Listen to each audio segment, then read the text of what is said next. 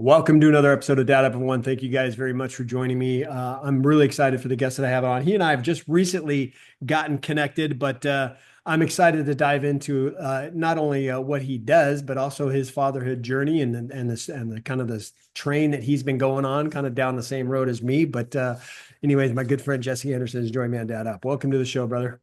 Thanks, Brian. I really appreciate you having me on today. Yeah, absolutely.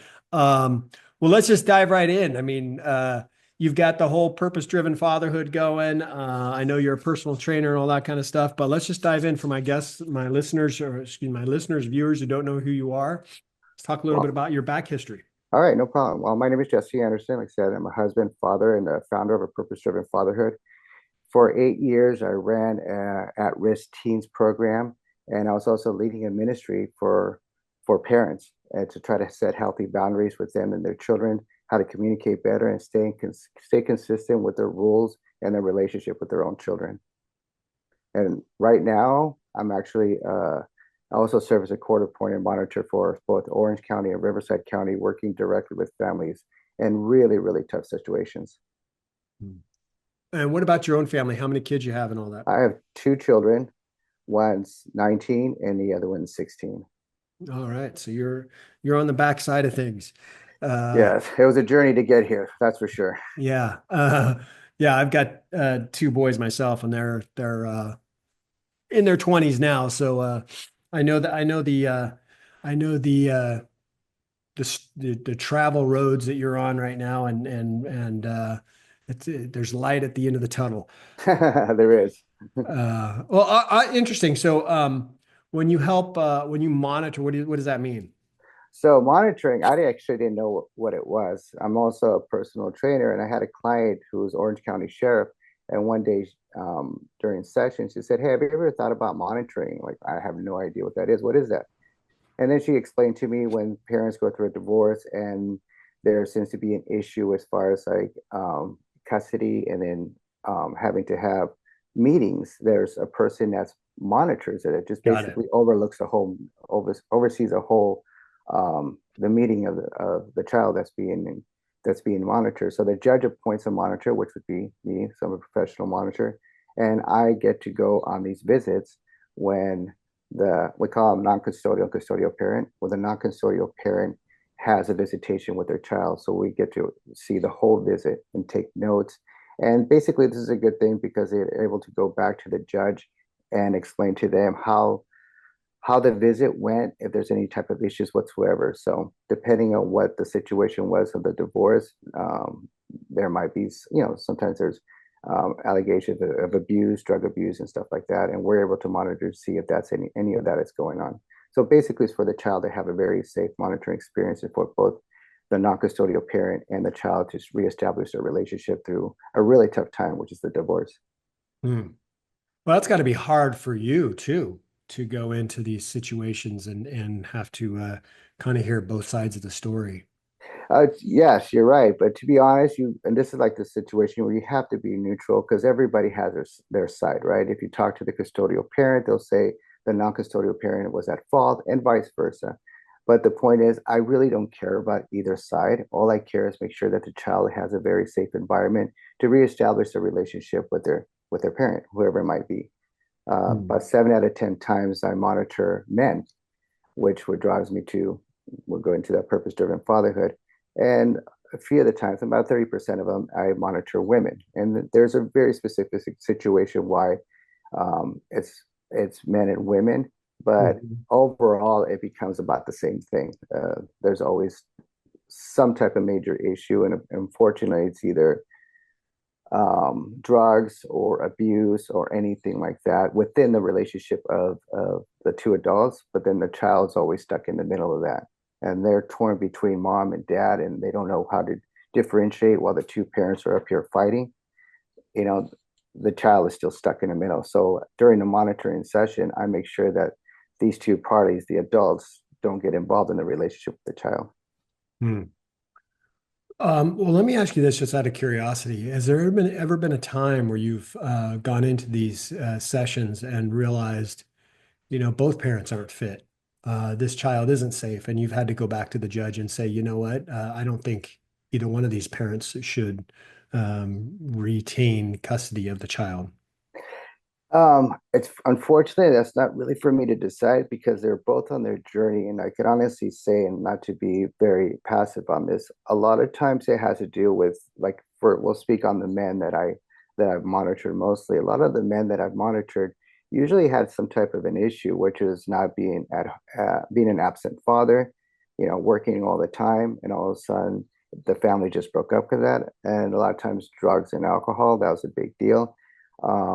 And when it's abuse, that's a little bit different. But then again, it gets a little bit muddy as to is it was an actual abuse and actually grabbing the child or grabbing the other parent and hitting Mm, them, or was it just getting back at the other person? That makes sense. So it gets mm, really, really, really detailed. There's some obvious situations with that, but most of the time they have to walk through it. So again, when they come to the situation, I can't be judgmental on it. I have to see the process. Now, if they show any sign of abuse, I'll tell you a story if you want on something that happened when it dealt with drugs.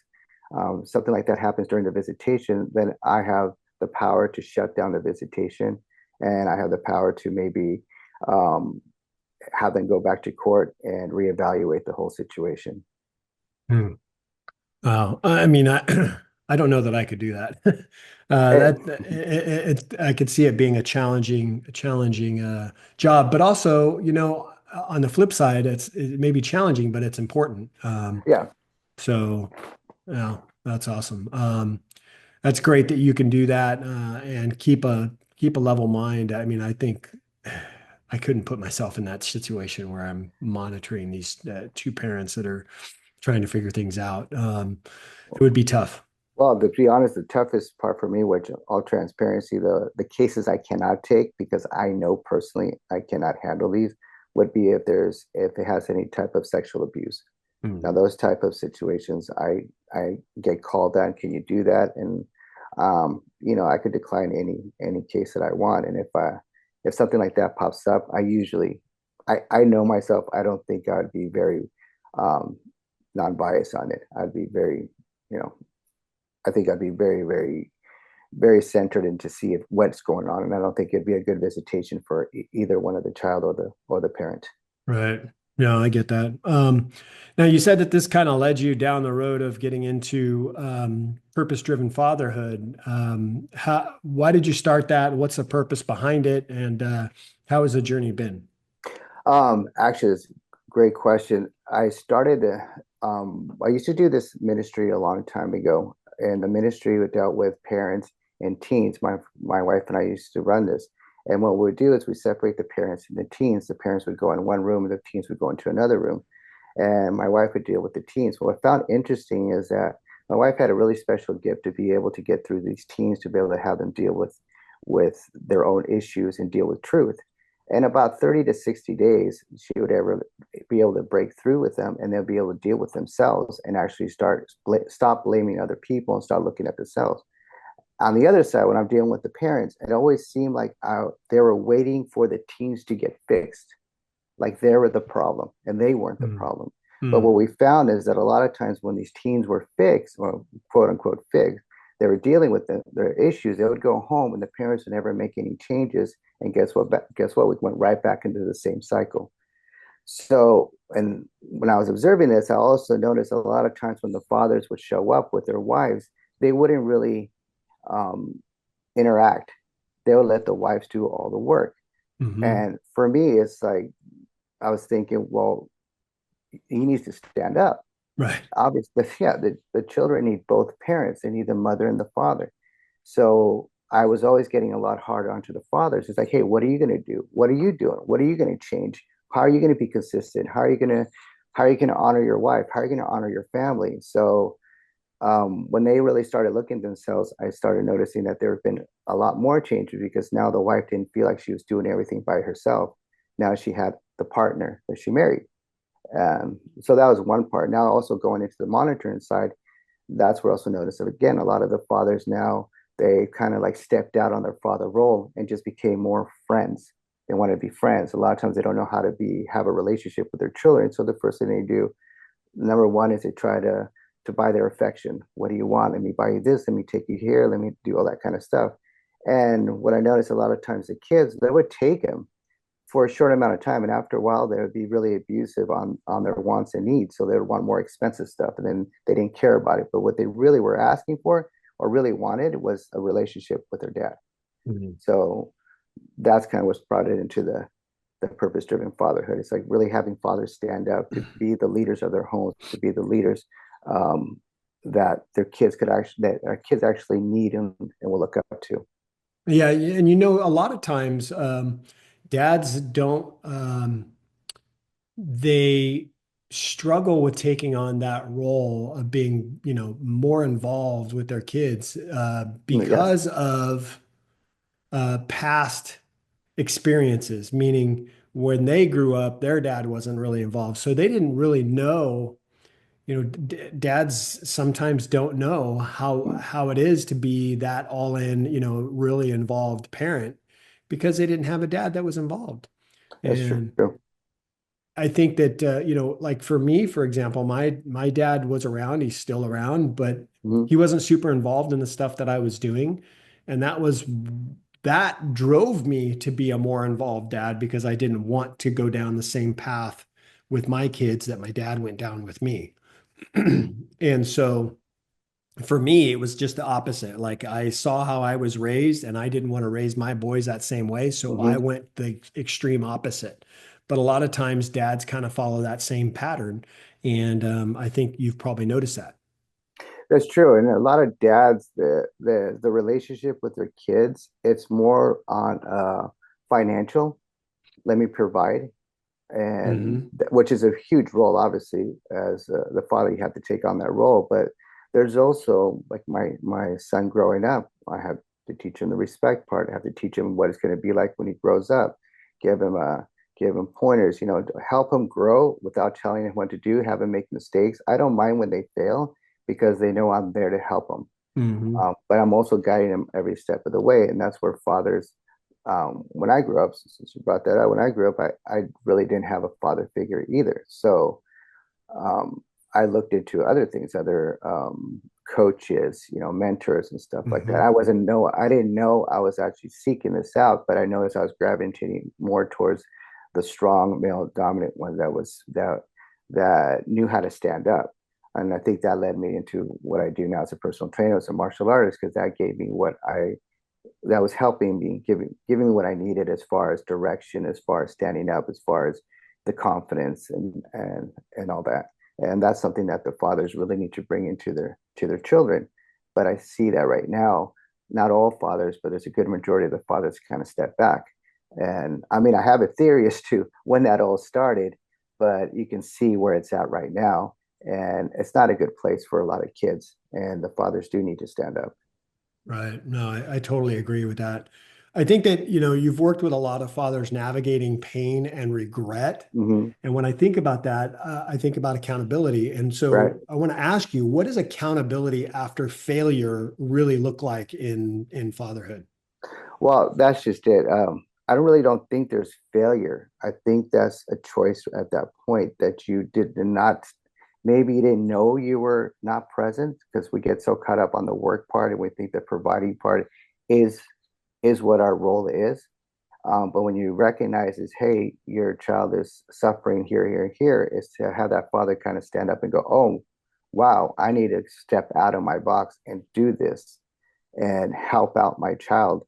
So that's where I kind of say I don't think it's failure sometimes. And if it's failure, it's because we haven't used every single one of our resources to try to help out. Failure is Mhm. when you pretty much just stop and don't want to do anything about it. And I've known Right. seen fathers like that, but then I don't even call that failure. I call that a choice.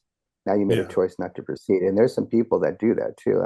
I've met some parents that just absolutely just stop the process, and that's the failure part. And what's sad about it, in this particular incident, I knew this child that was in a really, really dark place, got him out of there, was succeeding really, I mean, in life was just doing so well. But the parents, for whatever reason, decided to stop interacting and stop being working part of the process. And just next thing you know, the kid just fell apart and went back to square one, which was really sad. This was a very, very talented kid that I knew. Hmm.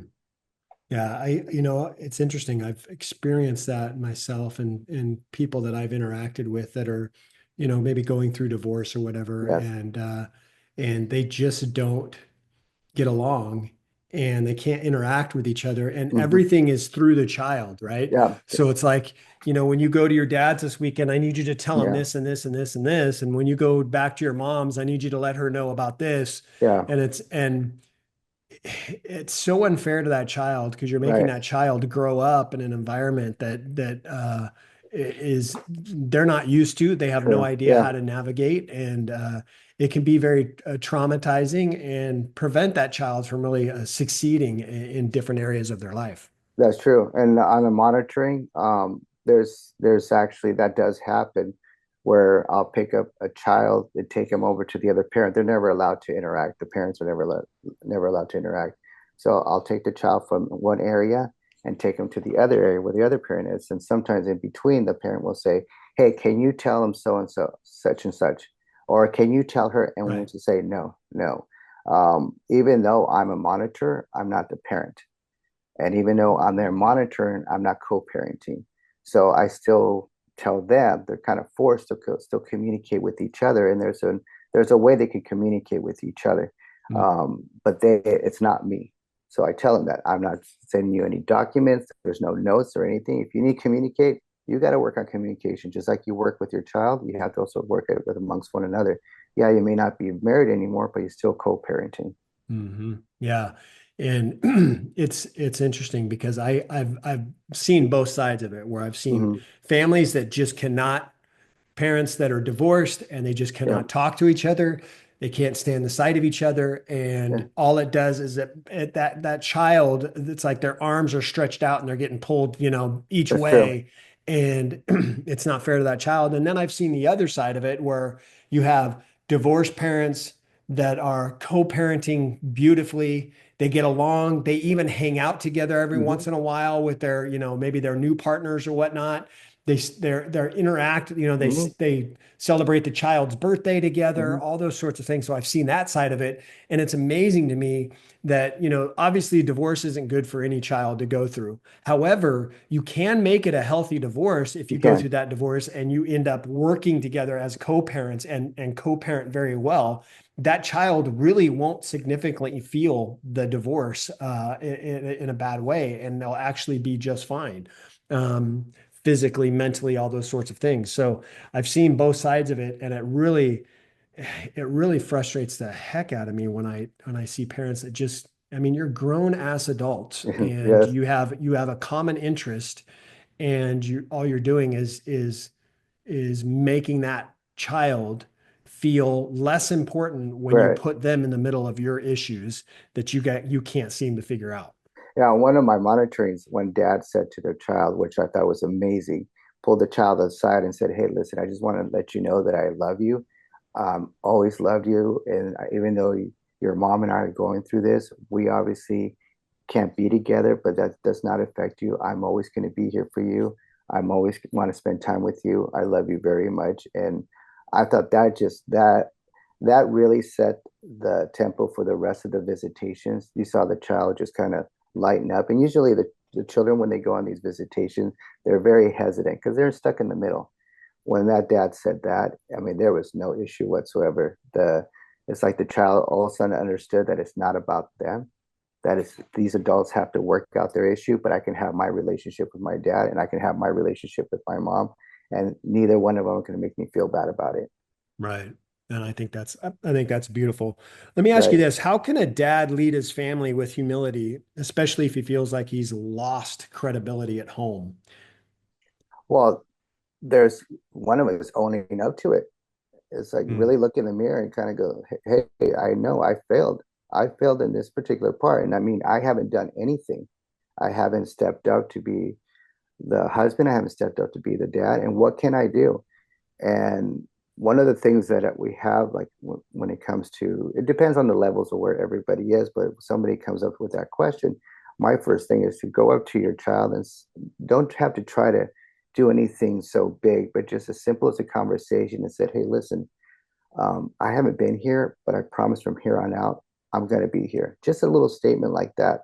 And then build on top of that. The next time, let's go out, let's go have something to eat, let's talk.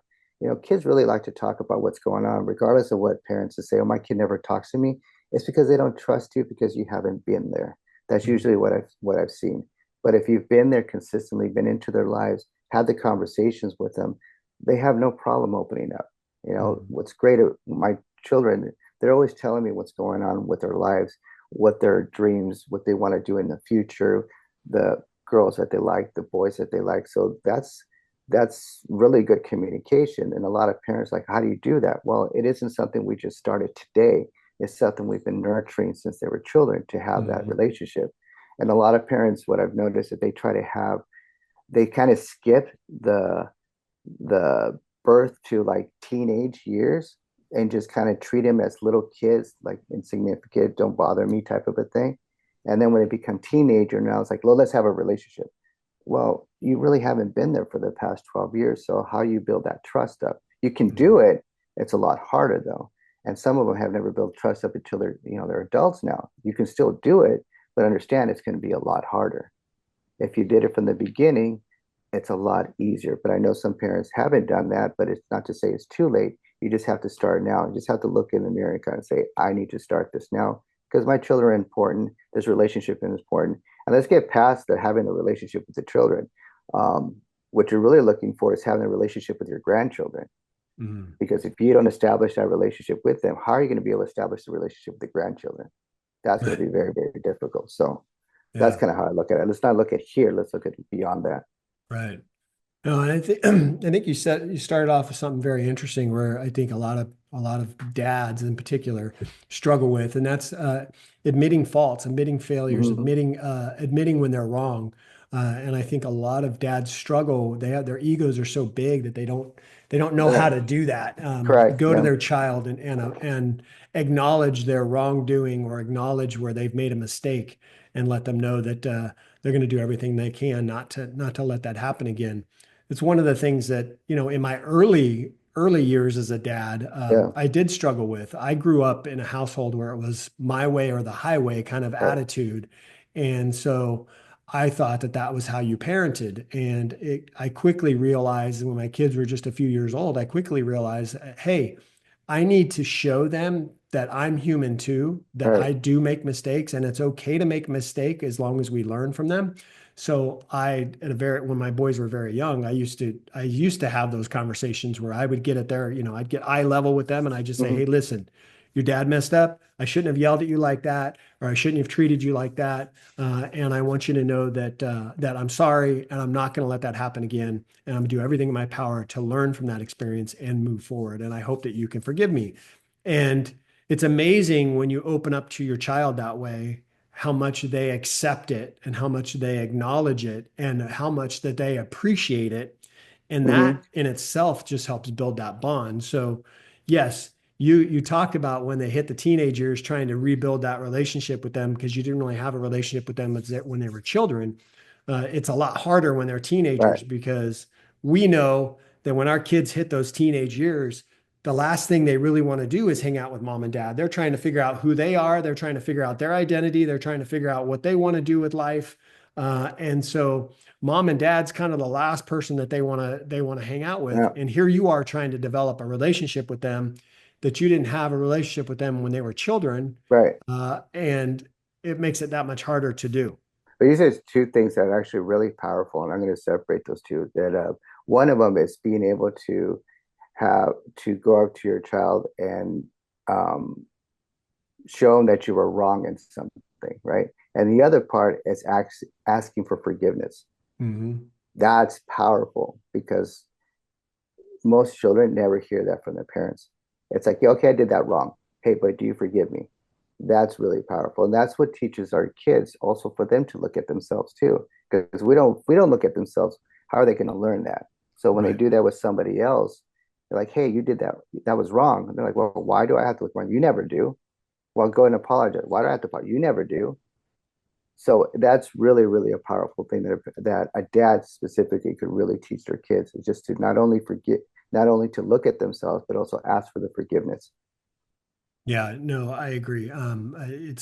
It's something that, like I said, it teaches them that, hey, we're okay. It's okay when we make mistakes. Right, It teaches them that we can make those mistakes as long as we learn from them, right, and move forward off of those mistakes that we made. And so when they become adults and life does hit them on the chin and they've made a mistake or they've messed up, that they can take ownership for it and they don't have to be embarrassed by it. They don't have to feel ashamed by it as long as they've learned from it and grow from it and true, move forward from it. true, very true. Um, well, that's great. I think it's interesting that that you have this role, this purpose-driven fatherhood. What's your hopes for it in the future?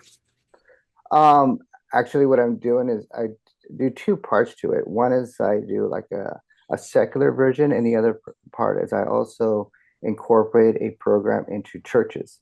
Mhm. So, because I really believe that if you go to church, that there should be a place for fathers to know how to work on all these different tools to be a better father at home. Now, I'm a Christian, so and the Christians like we make sure that we're the head of the household to make sure that our families are safe and then we're also leading biblically. So I put that into the church to help the community know that there's a resource for fathers that there's a lot of fathers that really don't know what to do. They think they do. Sometimes, like when we talked about this earlier, there's that ego that kind of kicks in that says, well, you know, I'm a Mhm. dad.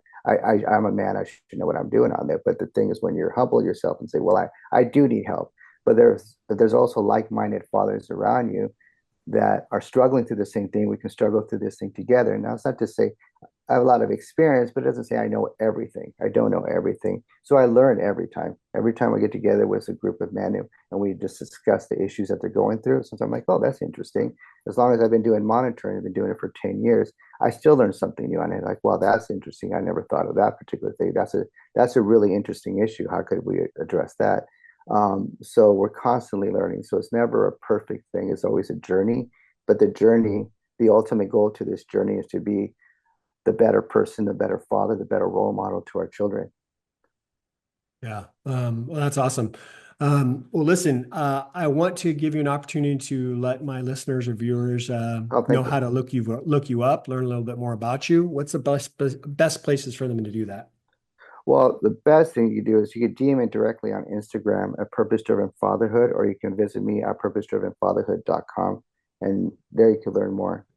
And it can actually mostly direct contact me because I'm starting up a few series pretty soon on. It's a three-part series. It's going to be a workshop online for fathers. It's going to be a 90-minute workshop. So that'd be the best way. All right, cool. Well, listen, Jesse, I want to thank you for being on the show. Thank you Thank you. for all that you're doing. I know that not only with purpose-driven fatherhood, but also the important role that you have as a monitor is super. Wow, another amazing episode in the books. So much was shared, and I'm truly grateful my guest was able to pour into you to help you elevate your dad game and really dad up. Make sure you bang that subscribe button so you don't miss a single episode. And while you're here, please don't forget to leave me a rating and a review. I always appreciate the feedback. And one last thing, don't forget, your role as a dad is one of the most important roles you have. So if you need a little help or have questions, don't hesitate to reach out to me on my website at daduptribe.com or at my Instagram page at daduppodcast. Until next time, everyone, dad up.